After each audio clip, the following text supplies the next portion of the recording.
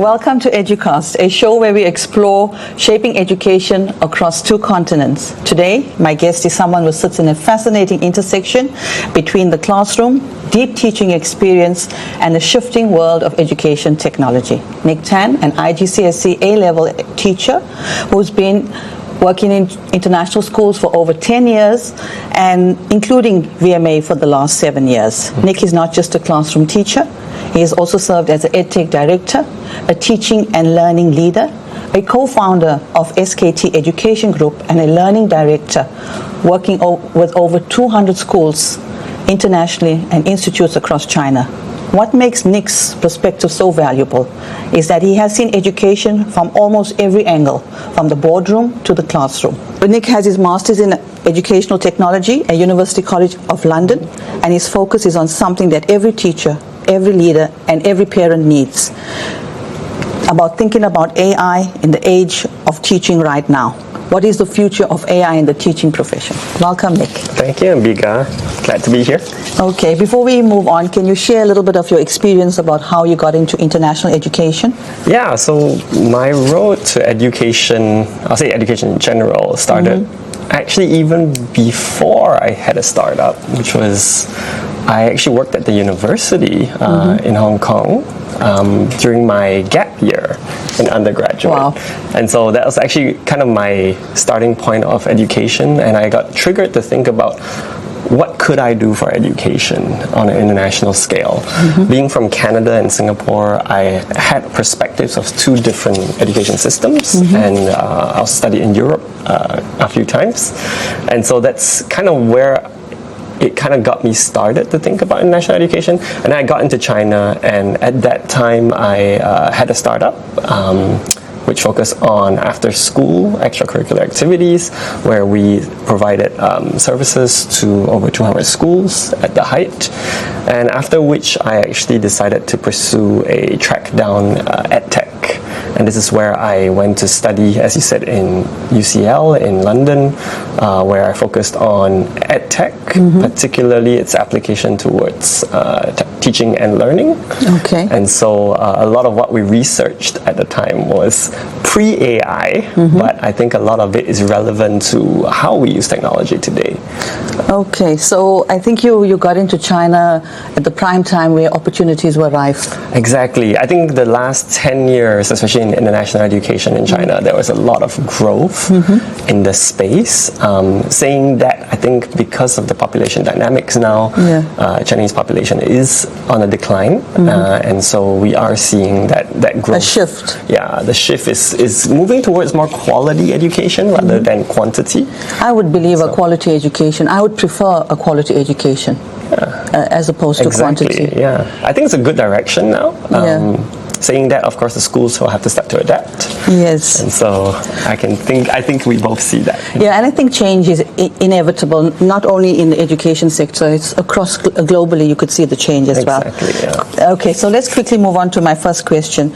So this question is making a lot of educators uncomfortable, Nick. Yeah. So if AI can explain concepts, give feedback, and personalize learning, what is the teacher actually for? And how does the teacher answer that question? Yeah, so that's a really tough question as a teacher, because you really have to give up what you traditionally thought was true, which is that you are the master of content, or that you're the master of the classroom.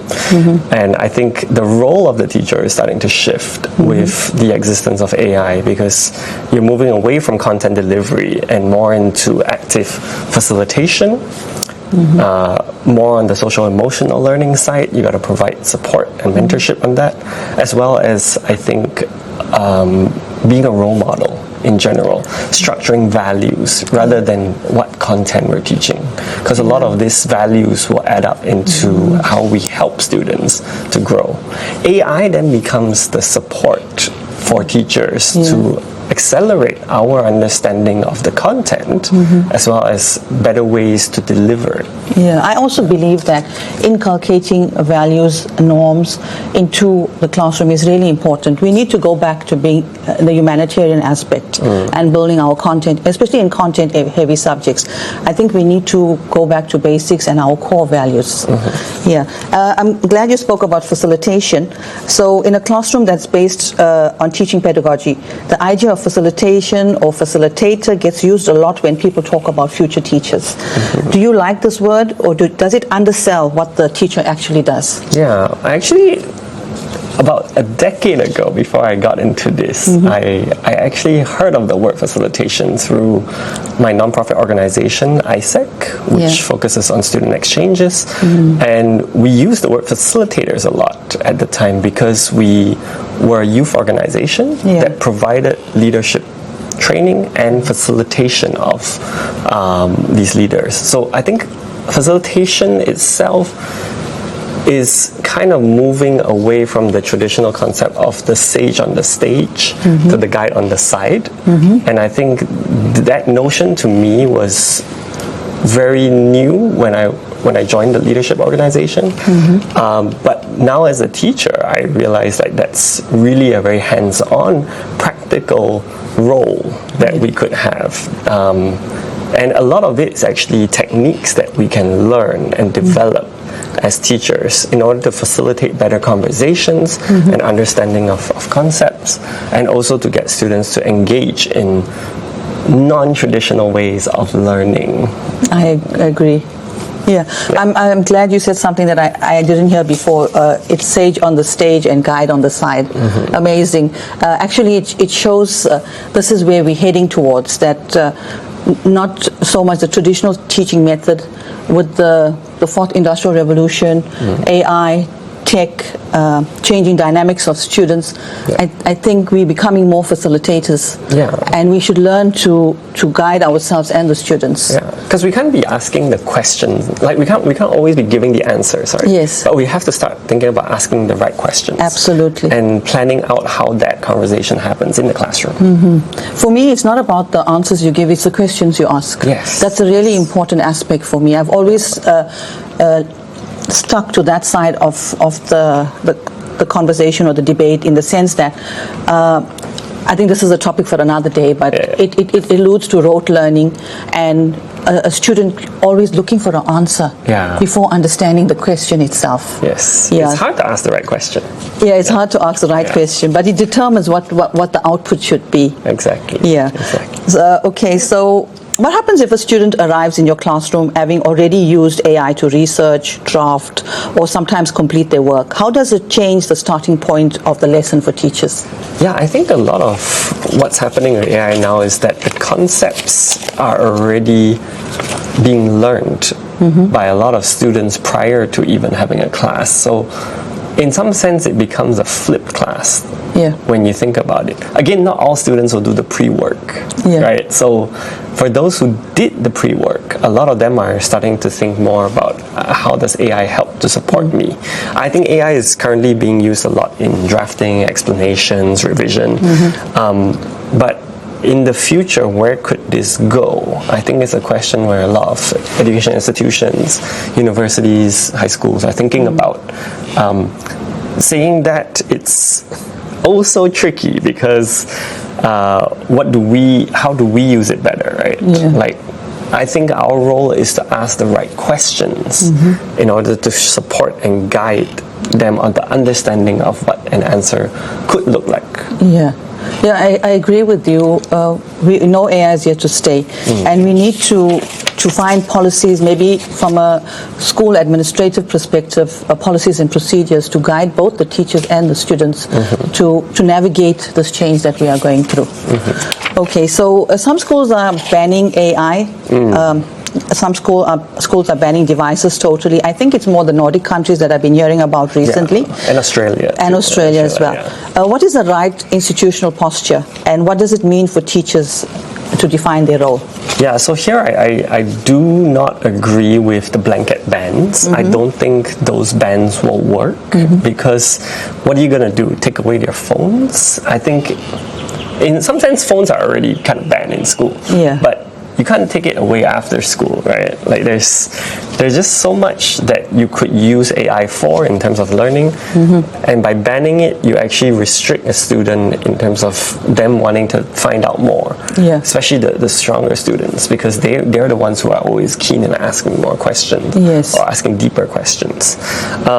I think there should be a middle ground. I think having guided uses of technology and AI, Yeah. and also setting clear boundaries on when they should not use it, Yeah. will have to be our role as educators and also as schools, to think about the policies that need to be shaped. I agree with you, because I think as adults ourselves, we cannot stay away from our devices for long enough. So we also have this challenge with us. I think removing it completely would be a challenge. I think we've got to embrace it in a way that impacts positively Yeah. on both the student and the teacher. But let's see how this works out. I'm Yeah. sure we will get some research about what went well and what didn't go well. So we can have a look at that. Yeah, I bet you that research already written by UCL at this point. Okay.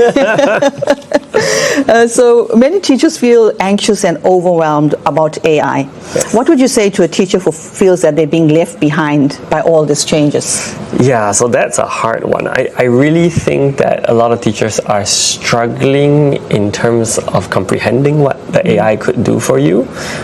My suggestion is don't try to be the master of all AI, because that is such a broad scope, right? Yes. But your focus should be more on like the relationships that you build with students, as well as the pedagogical side of teaching, right? Which is focus on how to learn rather than what to learn. Because the what to learn side is going to be covered by AI more and more so. Scaffolding is a very, very key part of the process. Yeah. Of teachers right now. I think they have to start to think about. So would you say a lot of teachers will be left behind if they don't climb on the bandwagon to embrace themselves for the technology? You know what? I don't think teachers should feel left behind, because it is very normal for technology to move faster than humans, in a sense, because we are absorbing what is being designed. And I think for teachers, try not to be the master of all tools, right? Like try to focus on being the person who deals with student relationships and also pedagogy, because you're designing the class, you're working with students, right? The AI can only give you or simplify some parts of your job, and I think that's always going to be the case. Never try to think of it as a replacement for teaching. It shouldn't be a replacement. I think in this difficult times, it should kind of assist us in making our work, I would say lighter, but I would say also creating new worksheets, creating new ways of testing, and obviously it helps us with designing our lesson plans, designing the content that we want to, or the topics that we want to teach.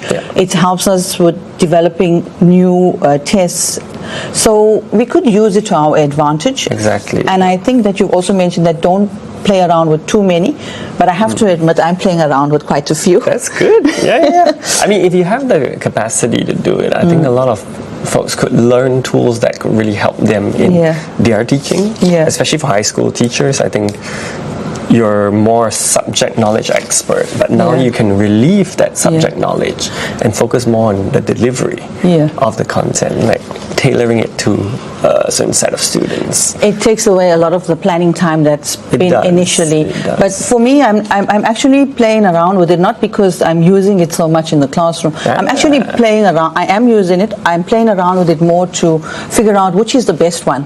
Yes. Which works for me. I mean, like, this is a topic for another day, but I understand that different AI works differently. Like, if you want images, ChatGPT, Gemini. If you want academic research, it's Gemini. Yes. If we're looking at Claude right now, right?